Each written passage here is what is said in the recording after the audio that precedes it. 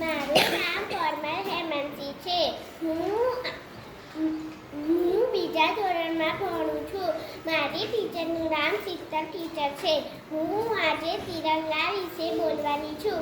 આપણા રાષ્ટ્રીય ધ્વજમાં 3 રંગ છે, તેથી તેને તિરંગો કહે છે. તિરંગામાં સૌથી ઉપર કેસરી રંગ હોય છે, વચ્ચે સફેદ રંગ અને નીચે લીલો રંગ હોય છે.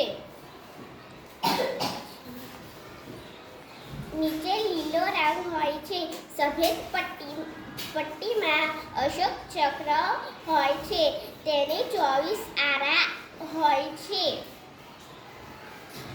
કેસરી રંગ તે શૌર્ય અને બલિદાનનું પ્રતીક છે.